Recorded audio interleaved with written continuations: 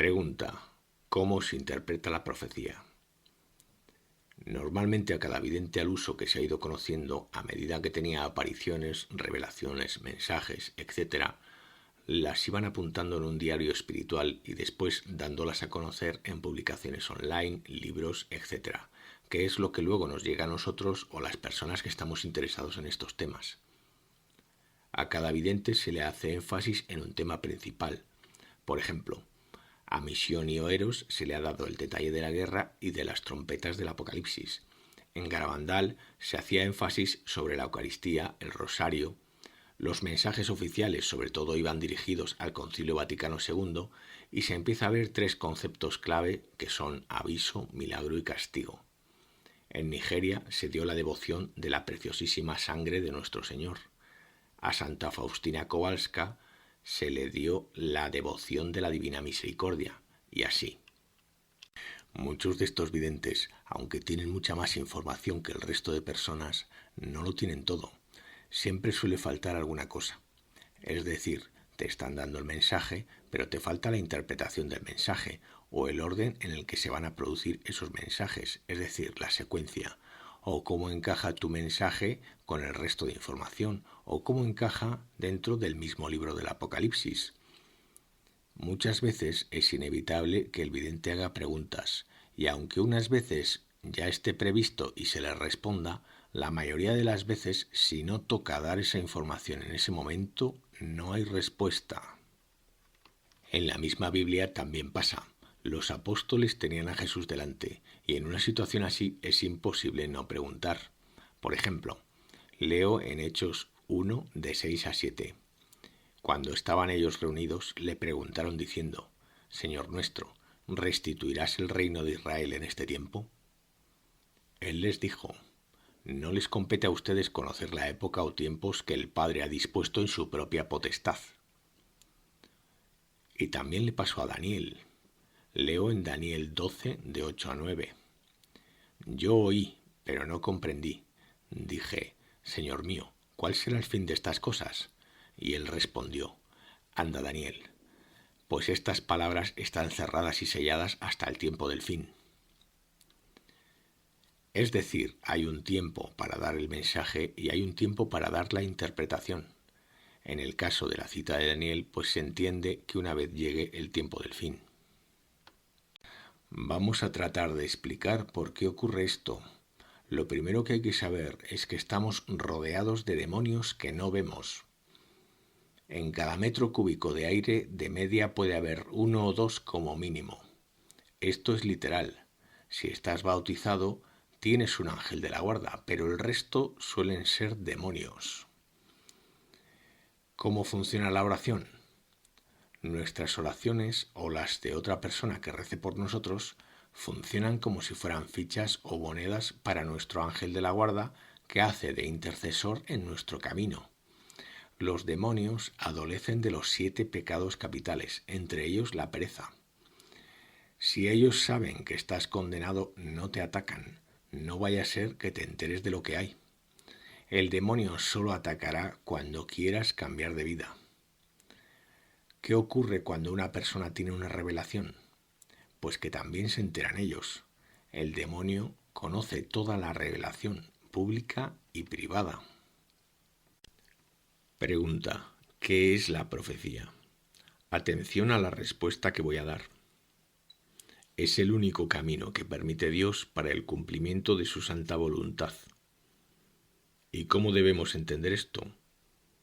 Pues por ejemplo, si nuestro futuro ya estuviera determinado y daría igual lo que hiciésemos porque ya estaríamos salvados o condenados de antemano, no habría libre albedrío, y si lo hay, no importa, porque da igual lo que hagas, tu destino ya estaría determinado. E incluso ya no sería necesario vivir nuestras vidas. Para que exista el libre albedrío, se respete y sea lo que decide nuestro destino, Dios no puede conocer el futuro, sino que lo construye. Y esta interpretación es todavía más abrumadora, porque tiene que controlar más variables, impidiendo a demonios y humanos opciones que no están permitidas por él. Por eso que cuando digo que no conoce el futuro al 100%, yo no estoy mermando su poder en la descripción que estoy haciendo de Dios. o en su característica principal, que es la de ser todopoderoso, sino que la estoy aumentando en muchos órdenes, como iremos viendo. Un ejemplo de cuán todopoderoso es en realidad es que él ya tiene planificado el apocalipsis desde hace miles de años, y debe hacerse de una determinada manera, con unas características y con unos objetivos ya previstos por él. Y si el escenario inicial para empezar no se ha dado aún como él quisiera que se dé, tiene que retrasarlo. Habrá un audio solo de este punto, de por qué está retrasado el apocalipsis. Os pondré el link abajo en la descripción. Ni siquiera nos podemos imaginar las acciones conjuntas y coordinadas de trillones de demonios, porque en una habitación puede haber 20 o 30 sin ningún problema, todos ellos intentando avanzar en la destrucción de la humanidad, empujando a acciones a todos esos humanos que voluntariamente trabajan para ellos, aunque solo sea para condenar al mayor número posible de personas. Y habría que retrasarlos a todos en sus planes, porque por lo que sea aún falta un punto para darse las condiciones iniciales. Y ya no solo hablamos de demonios, el apocalipsis tiene un evento astronómico como desencadenante principal de la destrucción que se viene, y también habría que retrasar todo eso, y sincronizarlo con las acciones que él quiere que se den antes de empezar. Otro ejemplo de cómo construye y moldea ese futuro es que por defecto nos brinda una protección sobre esos demonios que nos rodean, porque si no fuera así, ya habríamos desaparecido. Como la protección es suya y el demonio solo puede hacer hasta donde se le permite, también es una herramienta que puede utilizarse para sus intereses. Y puede usarse para ver si te vas dando cuenta de lo que te rodea. Por ejemplo, la protección baja a medida que pecamos. O en algunos casos que le interese a él, por ejemplo para despertar a alguien dándole una segunda oportunidad. O para acelerar una conversión, porque las oraciones más eficientes son las oraciones católicas. Y una vez que los ves, espabilas rápido. Vuelvo a repetir que el demonio solo atacará cuando intentes cambiar de vida.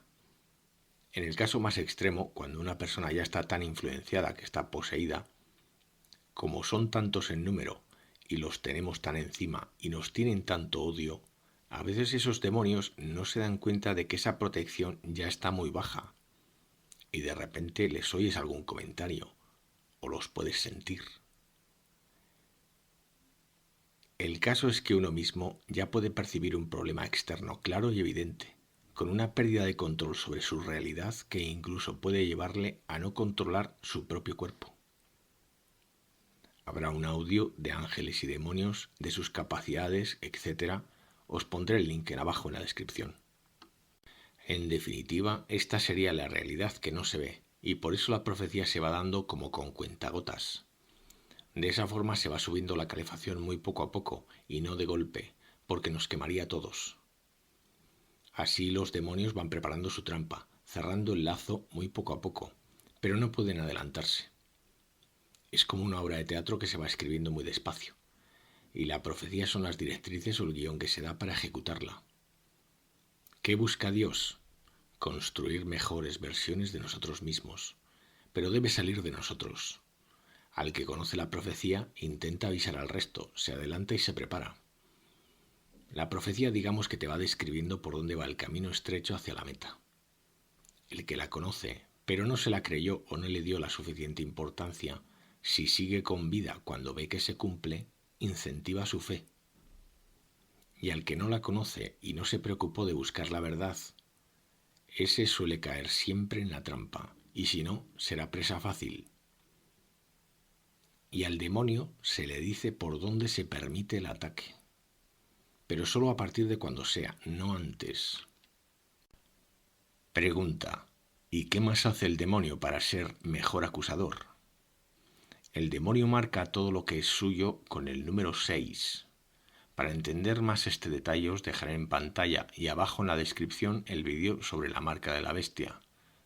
Pero, ¿y cómo marca Jesús todo lo que es suyo?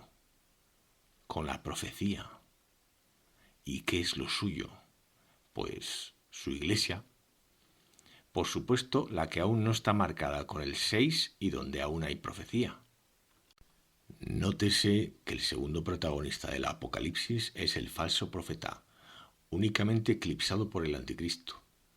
Si queréis saber quiénes son, os dejaré los vídeos suyos abajo en la descripción de este. Y hables de la religión que hables, todas tienen asumido que ese falso profeta será un líder de la Iglesia Católica.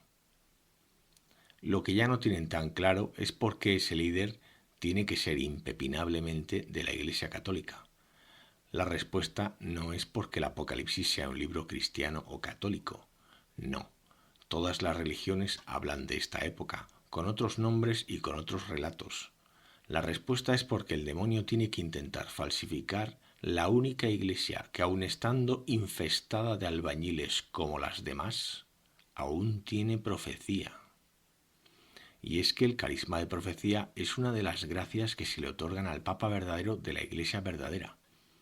Por muy permeada que esté ya de demonios, que lo está. Con eso no se está diciendo que el Papa sea el único que la tiene, y tampoco se afirma que la Iglesia Católica sea el Vaticano únicamente. Las iglesias católicas ortodoxas también la tienen. ¿Y dónde más hay también proliferación de profecía aún en nuestros días? En los santuarios marianos. Pregunta: ¿y qué hace un demonio cuando se encuentra con un vidente? El demonio tiene que colocar alguna mentira a todo el mundo, no solo a los videntes. A un vidente lo suyo es colocarle alguna mentira, al menos una, y sin que se note mucho. Él, sea como sea, tiene que intentarlo, aunque muchas veces sea un intento un poco burdo y tenga el ridículo asegurado. Por eso la mayoría de videntes se dan cuenta y las filtran ellos mismos, pero otros no. ¿Cuándo no se dan cuenta? Una de las causas puede ser que en un momento puntual al vidente le falte oración. Por ejemplo, en Peñablanca se coló un sacramental en el que hay un corazón con la cara de Jesús y de María, pero que lleva un hexagrama, también conocido como la estrella de David, y eso es un 6. En el esquema general, cuando se detecta alguna influencia, en la referencia donde aparece el nombre del vidente se añade un icono de un demonio. ¿Significa que todo es falso? No. ¿Significa que no debo fiarme? No. Además, en Peñablanca hubo muchos milagros, sanaciones y conversiones, que suelen ser el signo característico de los santuarios marianos. Porque el demonio también puede hacer milagros preternaturales, pero no duran mucho tiempo. Esa sería la diferencia principal. Así que solo significa que esas profecías tienen ruido y puede haber más margen de error, nada más. Esa mentira que se cuela por ahí de vez en cuando es la que hay que entender cómo funciona. Por ejemplo, hay casos en los que se busca anular a otros videntes. En los mensajes de la hermana Amapola de la misión de la Divina Misericordia no hay profecía. Luego eso no es de Dios. ¿Puede haber alguna verdad? Sí, pero no hay profecía. Otras veces son fachadas para dar falsas esperanzas a alguien. Por ejemplo, los mensajes de Conchiglia de la Santísima Trinidad se hicieron a medida para dar falsas esperanzas a Benedicto XVI cuando le obligaron a dejar el pontificado. Otras veces, el mismo demonio coge un refrito de profecías que ya sabe que son de Dios y que son buenas, y se las pasa a un vidente falso y le cuela una mentira también en el montón. Por ejemplo, a Benjamín Solari Parravicini le pasó la idea de que los extraterrestres son buenos y que vendrán a ayudarnos. ¿Debe ignorarse la información que nos aporta Parravicini? No. Debemos quedarnos con lo bueno, es decir, con el resto de sus profecías. ¿Y qué se ha hecho aquí? Se coge la referencia donde aparece su nombre y se le ha puesto un icono de un hombrecillo verde. De ahí la importancia de los colores y el objetivo de cada grupo dentro del esquema general. Os dejo también en la descripción de este vídeo la leyenda del mapa, para ver cómo se separa esto mediante los colores en el esquema general. El que distintos grupos vayan en contra de cristianos no significa que tengan el mismo objetivo o que vayan de la mano del mismo demonio. Lo que vais a ver enseguida es que las interpretaciones que se dan aquí normalmente no las vais a oír por ahí. Yo no os voy a regalar los oídos, pero os voy a dar los problemas y las soluciones. Todos son revelaciones ya dadas, pero que no se suelen conocer o no se sabe cuándo o cómo deben aplicarse. Por ejemplo, leo en Primera de Tesalonicenses 5, de 20 a 21. No menospreciéis las profecías, examinadlo todo y quedaos con lo bueno. Ahí no te dice que examines únicamente las profecías católicas, o las profecías de los santuarios marianos, o las del vidente que te cae bien a ti. Ahí te dice todo. Y eso es todo. ¿Significa que debo leer el Corán y los hadices del Islam? Sí. ¿Significa que debo leer las profecías de los mal llamados extraterrestres y que todo el mundo sabe que son demonios? Sí. ¿Debo creérmelas? No. Ahí te dice examinadlas y quédate con lo bueno. Y si no lo has hecho hasta hoy, tampoco te recomiendo que empieces ahora, porque yo ya te doy esa información en el esquema general. ¿Y qué es lo bueno con lo que hay que quedarse? Como mínimo con lo que cumple los mandamientos de la Iglesia Católica, o los 2 mandamientos en los que resume todo Jesús. Esos mandamientos son los que te van refinando poco a poco y convirtiéndote en una mejor versión de ti. Vuelvo a repetir eso como mínimo, porque la Iglesia también tiene sacramentos y sacramentales, etc. Habrá un vídeo hablando de la ley más adelante que os dejaré en la descripción. También hay que tener en cuenta que la Iglesia Católica está muy mal y a punto de tener un cisma, y hay que estar muy atentos. Por eso es vital, por ejemplo, saber quién es papa y quién no lo es. Os dejaré en la descripción los vídeos de las Babilonias y el de la mujer vestida de sol. ¿Y qué me aporta a mí leer esas cosas que yo sé que están influenciadas por demonios? Pues muy sencillo. Igual que sabes que las profecías católicas son las que van a guiar a los católicos, las profecías del Islam van a ser las que guíen a los musulmanes. Y lo mismo pasa con las profecías de los híbridos, que son las que guiarán a los de Nueva Era, o las profecías del Antiguo Testamento, que guiarán al pueblo elegido. De esa forma vas a saber lo que va a hacer el enemigo. Y además vas a ver la continuidad entre las profecías católicas y las que no lo son. Y puedes pensar, si ellos se condenan, ¿a mí qué? Pues no. Estás aquí primero para encontrar la verdad, pero no vale que sea lo que yo te diga, sino que hay que demostrarlo, es decir, conocer la argumentación. Y segundo, para elegir el camino correcto y hacer todo el bien que se pueda, y eso incluye ayudar y enseñar a otros. En definitiva, el Apocalipsis es como un puzzle de profecías que vienen de varias fuentes, que representan a distintos grupos, cada uno con sus intereses, y que casi siempre van visiblemente contra los católicos. Pero es porque el resto de grupos ya están bajo el poder del demonio, y a esos pues ya no hace falta perseguirlos. Date cuenta que el demonio también te está marcando la iglesia verdadera, diciéndote a quién tiene más inquina. ¿Y qué me han dado a mí? ¿O qué os puedo aportar yo desde aquí? He tenido alguna visión, alguna profecía, alguna locución, pero en números totales han sido pocas, pero a verlas las hay. Si no fuera así, no superaría el mismo criterio que ya os estoy dando. Por ejemplo, en la lista de vídeos para leer ya te estoy diciendo quién es el anticristo, quién es el falso profeta y quién será Pedro Romano. Pero sobre todo, lo que sí que me han dado es la interpretación de los mensajes de los demás. De otra forma, no se podría haber escrito ese esquema general que menciono y que podéis acceder con los enlaces en las descripciones de todos los vídeos. Si lo empiezas a leer, te darás cuenta de que eso no es humano. Está demasiado retorcido. ¿Y qué se debería hacer ahora? Pues intentar enseñar discernimiento espiritual y la interpretación de los mensajes. Pero no vale que lo diga yo y ya, sino que hay que demostrarlo con argumentos, o con profecía de revelación pública o privada que puedes encontrar por ahí con una búsqueda. Entrando en el esquema general, uno puede ver cómo estaba planificada la secuencia. Y hablo de secuencia porque yo no sé cuándo empieza. Pero cuando empiece, irá en ese orden que tenéis ahí. Y también sé que está retrasado y que ya debería haber empezado en 2024. Habrá un audio explicando esto también en la descripción. ¿Y qué reglas se van a seguir para explicar estas cosas? Pues por ejemplo, Ante dos interpretaciones, la más cercana a la verdad es la que se ajuste a la interpretación más literal del mensaje.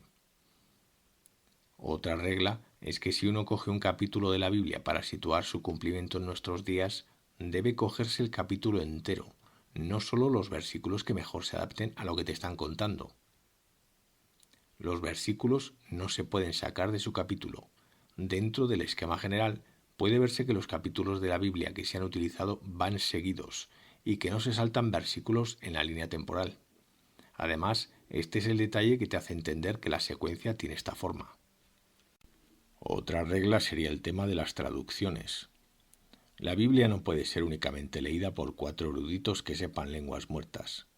Hace siglos sí podía ser un factor limitante, pero hoy no. La Biblia está traducida. Algunas traducciones están manipuladas, sí, pero si no te gusta una, tienes otras 200 y está accesible en todos los idiomas. Así que la Biblia es para todos, no solamente para unos pocos. Si un analista te está enfatizando en tal terminación de una palabra en hebreo, haciéndote ver que tú no sabes leer en ese idioma, y además ningún otro traductor de Biblias se ha percatado antes que él, te está engañando. Aquí se suele utilizar la Biblia de Straubinger y la Peshitta, Nácar Colunga y Reina Valera en alguna ocasión, pero si no te gustan estas, hay otras. Simplemente estas son las que uso yo. Otra regla sería la de aplicar las metáforas en las interpretaciones. Por ejemplo, cuando se habla de la higuera refiriéndose al pueblo de Israel. Y luego está el símil de la boda hebrea, porque la Biblia es nupcial.